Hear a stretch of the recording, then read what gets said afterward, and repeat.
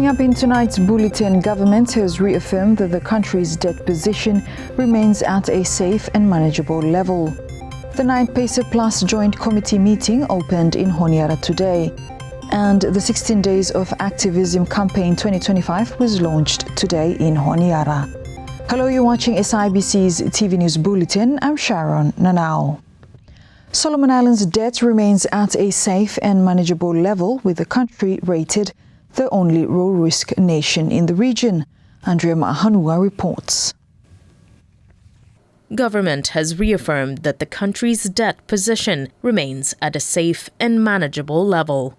Minister of Finance and Treasury, Honorable Rexon Ramafafia, revealed in Parliament yesterday. He said Solomon Islands is currently the only country in the region rated at low risk of debt distress. As of October 2025, the Solomon Islands debt to GDP ratio sits at 27%, well below the 35% benchmark set for debt sustainability. This year, government has paid a total of 324 million Solomon dollars in debt servicing. That Solomon Island government debt position remained moderate, and the risk of external debt stress has improved from moderate to low. So we are in fact the only country in the region currently access a low risk of debt distress. Debt to GDP is 27% as of October this year. So this level remains below our 35% sustainability benchmark, indicating that we have fiscal room to continue to advancing our development plans or medium term. Mr. Speaker, this positive outcome reflects the prudent debt management practices of our government, especially through Ministry of Finance that continue to manage our debt sustainability. As you know that, Mr. Speaker, all government borrowing is undertaken in a strict accordance with Public Financial Management Act 2023 and the Debt Management Framework and Strategy. Mr. Speaker, the stock of official government debt at the end of October 2025 stood at 4.2 billion, 30% higher than the level of recorded at the end of 2024. Honorable Ramafafia said borrowing in 2026 is expected to reach $1 billion. He said of this, 300 million Solomon dollars will be raised domestically through development bonds aimed at deepening local capital markets, while 700 million Solomon dollars will come from highly concessional external loans with long maturities and low interest rates. Sir, we all know that Solomon Island still lag behind in vital infrastructure to drive growth, expand market and strengthen services. With that in our mind, Mr. Speaker, important for new bilateral partnership evidenced by areas that important that we can work together, especially to secure funding for our priorities. Mr. Speaker, government borrowing in 2026 is expected to reach total of 1 billion. Of this amount, 300 million will be raised through locally issued development bond. Say, government borrowing forms a critical part of government capital development program, help deepen our domestic capital market and create opportunity for commercial bank. The government assured Parliament that debt sustainability will remain a priority under the SIG Medium-Term Strategy 2025 to 2027. Andrea Mahanua for SIBC TV. The 9th PACER Plus Joint Committee meeting opened in Honiara today, with Solomon Islands reaffirming its strong support for the regional trade and development agreement as it prepares to graduate from least developed country status in 2027. Simon Tavake with the details.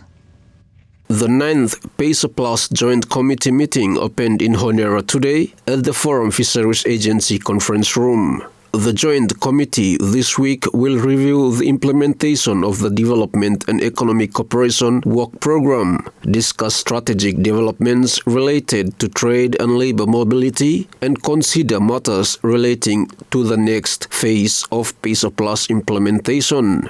Delivering the meeting's opening statement, Chair of the Joint Committee meeting, Colin Beck reaffirmed Solomon Islands' strong support for the PESA Plus Regional Trade and Development Agreement, highlighting its critical role as the country prepares to graduate from least developed country LDC status in 2027. Solomon Islands will be graduating out of our LDC status in 2027. We actually place a lot of value in the work that PESA Plus is doing. It's all about integrating us, and as you're aware that we recently also hosted the Pacific Island Forum, and one of the themes was UNI Together for an integrated, strong Blue Pacific continent, and I think that more or less connects us together as a family. It is indeed my pleasure to not only extend greetings to each and every one of you, but over the next 2 days we have a comprehensive agenda before us. We will be reflecting on the progress made under the first cycle, the Development Economic Cooperation Work Program 2021 to 2025, review of financial priorities to get where we fit into the regional ecosystem, and consider critical updates, and especially on labor mobility. Reflecting on the PESA Plus implementation unit established in 2021, Mr. Beck praised its significant progress. He highlighted that 75% of allocated funds have been channeled directly into implementation, an achievement rare among similar regional organizations. Let us also commend the work that PPIU continues to do, and I would like to acknowledge on behalf of all parties the head of the PPIU, Roy, and also to the PPIU team. Thank you everyone. Really, it was set up to operationalize the agreement, and certainly with the delivery now, we will be discussing this, but looking at the budget, it's basically 75% of the money that we put into PPIU as of August have gone directly into activity, which is magnificent.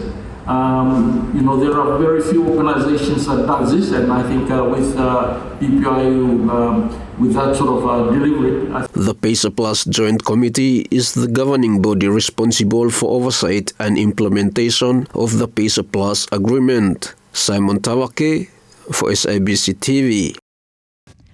Now, the 16 Days of Activism campaign 2025 was launched today in Honiara.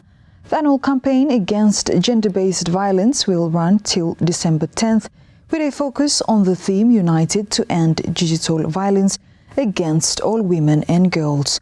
Alex Dadamu reports. The 2025 16 Days of Activism campaign against gender-based violence was launched today with a strong emphasis to address the urgent issue of digital violence, which is increasingly affecting women and girls globally.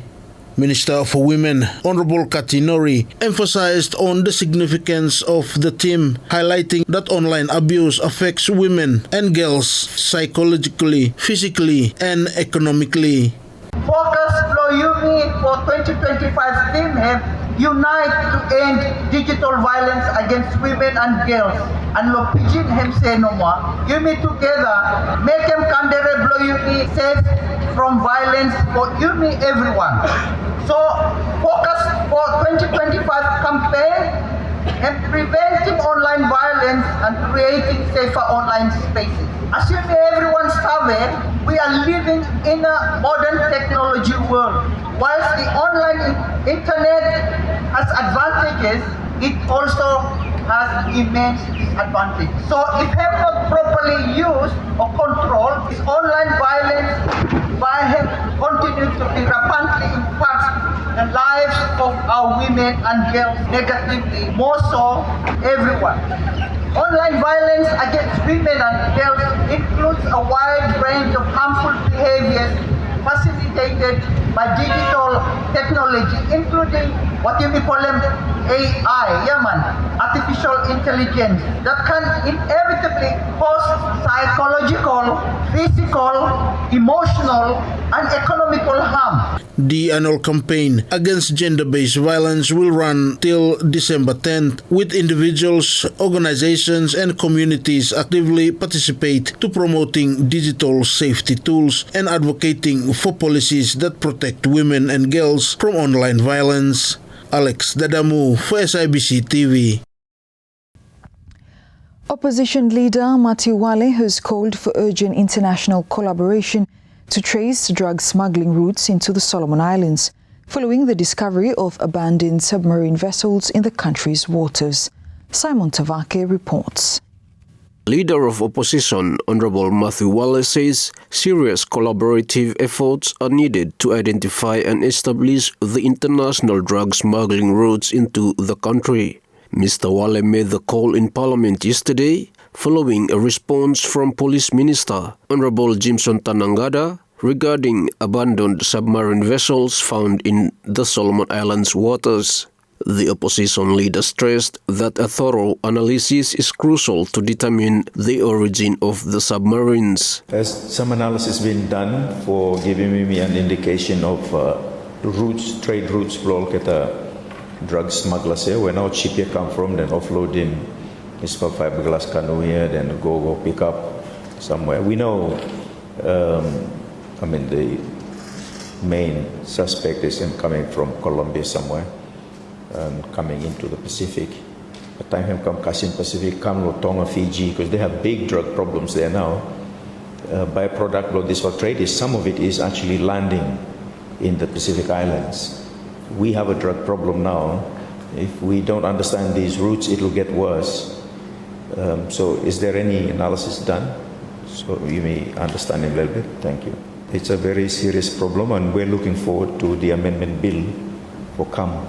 They can be updating penal code and what other legislations you may need for tackling those drugs that are landing and are causing real problems for some of our communities. But I do wish to thank the Minister.